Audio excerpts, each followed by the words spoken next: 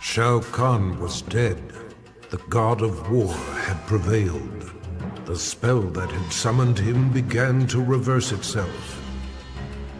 As he slowly faded from this place and time, Kratos was approached by Raiden and Fujin. Though he did not count them among his enemies, Kratos had never been beloved by these gods. He prepared for combat. To his surprise, they bowed to him, a show of respect he had not seen from an immortal in many an age. Raiden explained that though his motives were not pure, Kratos had saved Earthrealm. He was owed a debt of gratitude. As he returned to his own world, Kratos nodded silently. Their change of heart would perhaps prove useful one day. A debt of gratitude is often dearly paid.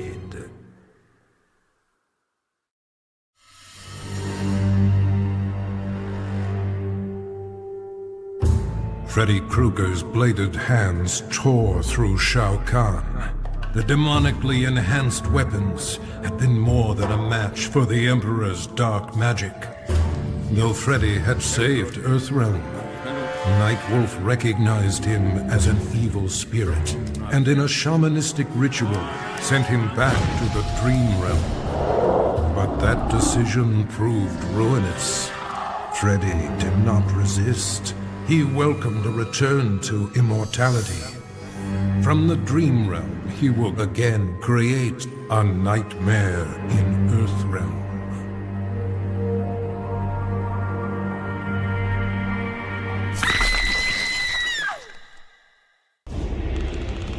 This world called Earth produced many worthy opponents, which made for excellent sport.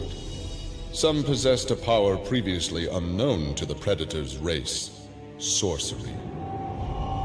The Predator sought to harness this new power for use in his conquests. He analyzed a trophy from a recent battle and eventually discovered its secrets. With the power of sorcery, the Predator was unstoppable and decimated whole worlds single-handedly. He had become the apex predator. Like Scorpion, Jason Voorhees was a revenant. A vengeful spirit returned to life. Hundreds had fallen victim to his bloodlust. Liu Kang, now ruler of the Netherrealm, took notice. An immortal killer like Jason would be useful in his plans for conquest.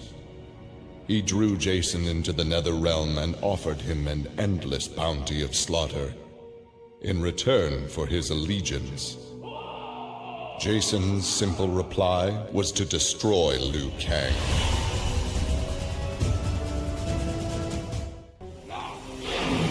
The alien tore through Shinnok's flesh, reducing him to a bloody pulp.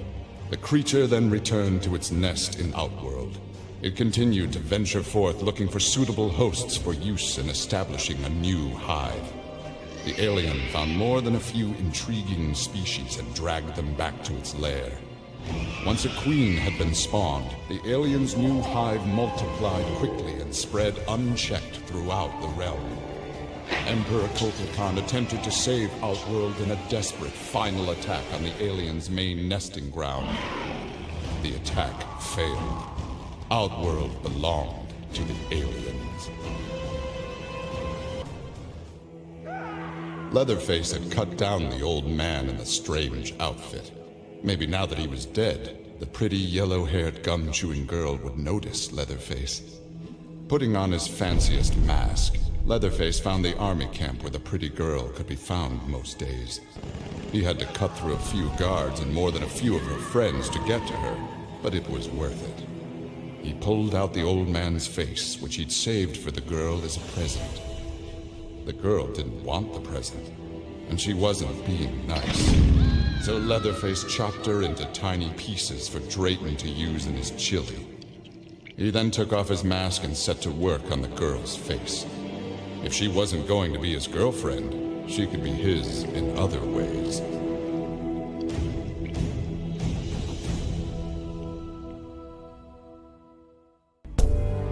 It was an epic accident that brought the Terminator here, rather than to his own Earth's past. But it didn't take long for him to adapt. He figured that terminating Kronika and taking her hourglass gave him the best chance at achieving his mission objective. Destroying humanity so that the machines prevail. Turns out the hourglass wasn't the ultimate weapon. No matter how many times the Terminator rebooted history, the war between humans and the machines always ended the same, with their mutual destruction. He realized this war was a losing game. The only way to win was not to play. So the Terminator used the hourglass to build a future where machines and humans don't fight. They cooperate. The Terminator knew that to preserve this future, no one else could learn about the hourglass. The information stored in his machine mind was dangerous. It had to be eliminated. That's why the Terminator threw himself into the infinite depths of the Sea of Blood. No one would ever find him, or unlock the hourglass's secrets. If you could ask him about it, he'd tell you he made the only logical choice. But in my book, that machine's a hero. This was my dream vacation. I saw mayhem, mutilation. It was all a gas. For a while. But these nincompoops, they didn't really get me. Not even that pretty boy, Ninja Mime. Good night, sweet prince. I'd finished just about everyone worth finishing in Earthrealm and Outworld, even lovable old Netherrealm. I was a lonely heart in search of new friends. But as luck would have it, I had just the gizmo to find them. And oh, the hourglass spoiled me. Havoc and I are going to be bosom buddies. And what's that? My new pal knows an entire realm devoted to law and order, and he exists solely to disrupt it. Well, I say, he and I need to get busy. Meet the League of Misunderstood Maniacs. We're giving Order Realm an enema. And when we're done, who knows where we'll crash next? Maybe we'll come to your house and slip live grenades under your pillow. Maybe we'll gut your favorite pet. Or maybe we'll just break your TV right now.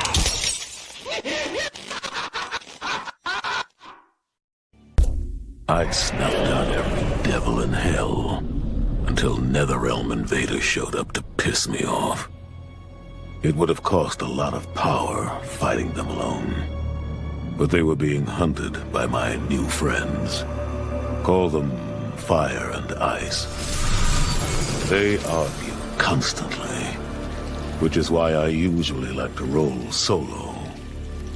But when it comes to killing demonic assholes, these guys don't flinch. I can get along with that. The Grandmasters tipped me off to Kronika. Said she was resurrecting some Netherrealm god named Shinnok. But that's not happening on my watch. Kronika's just as much a devil as Malvosia. Both make promises, both tell lies. Both underestimate me. That's why I'll make a new hell for them, where they can burn together for eternity.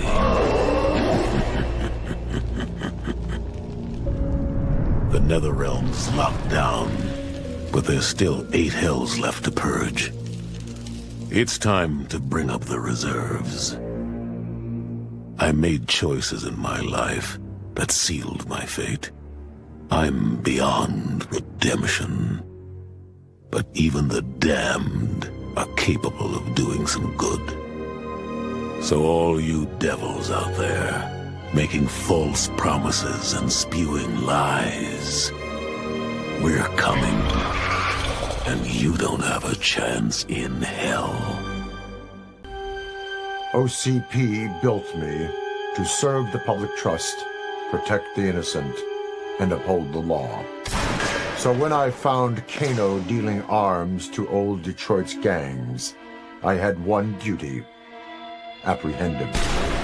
I never thought the chase would take me to a different universe, let alone end in a fight with Kano's protector, Kronika.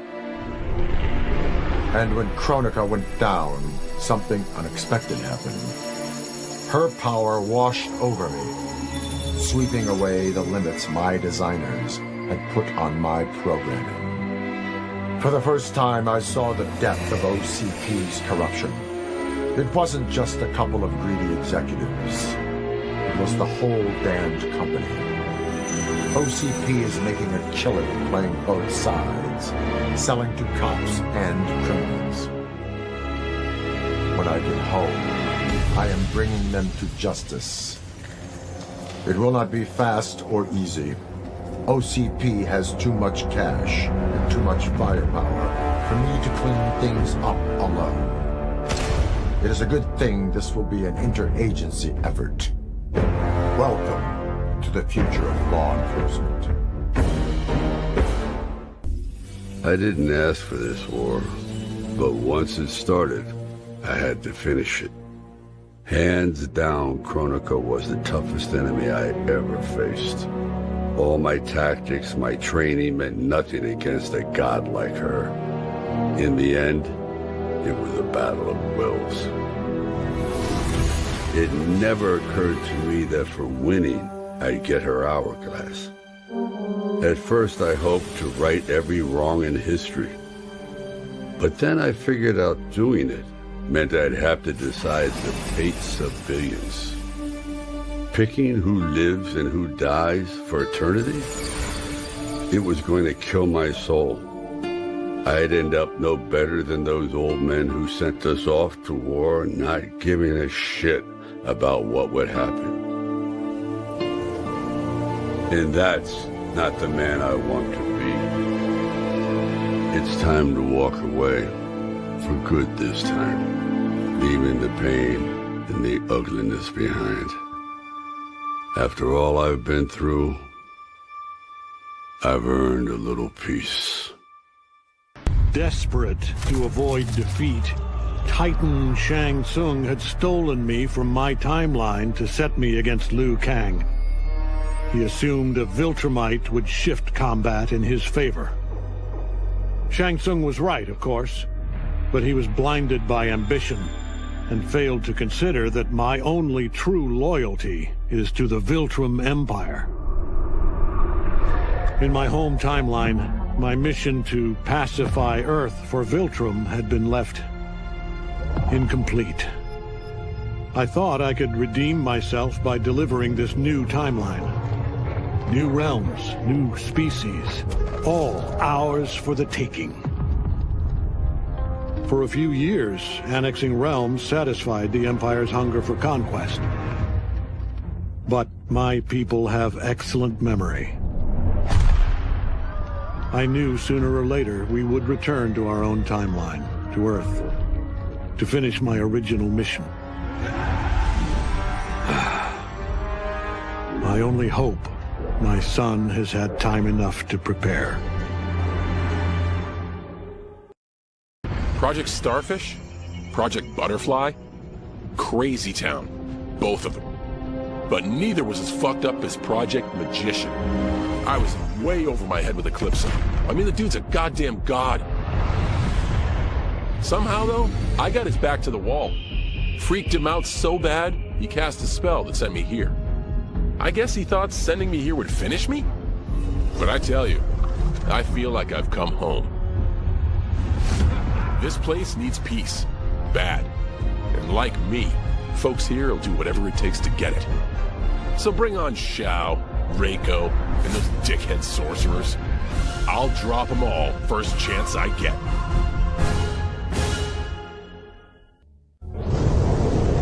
How many times have I saved them? I give and give and give, but no, I laser a few measly innocent bystanders, and suddenly they're all, "What have you done for me lately?" I guess they forgot there's only one true justice in this world. Me. But of course, that was before things got weird. Gotta admit, A portal from another dimension opening up and demons pouring out wasn't how I thought Tuesday was gonna go. But then again, that multiverse crap is all the rage lately. So who knows? And the same ungrateful crybabies who whined about me lasering a few dozen nobodies, now they beg me to save them. So I save the world again. I mean, it's my world. Can't let a bunch of demons disrespect me. After I finished them off, their portal or whatever was still open, which could only mean one thing. Sequel! I went in the damn Chloe hole, and what did I discover? Another realm with a tournament where gods and monsters fight to the death. It was like Votland, but just for me. Honestly, I only wish I'd known about this place sooner, because I've had the time of my life.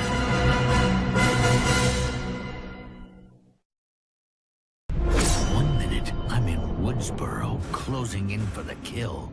Then the next, somehow, I'm here. How did it happen, and why? Don't know, and I don't care. What I do know is I'm gonna sink my teeth into this plot twist. But people here don't know me. And if I'm gonna relish making mayhem, I need 'em fucking scared. Live streaming some kills will do the trick. The shredded flesh and splattered blood will go viral. And that's when the fun really begins.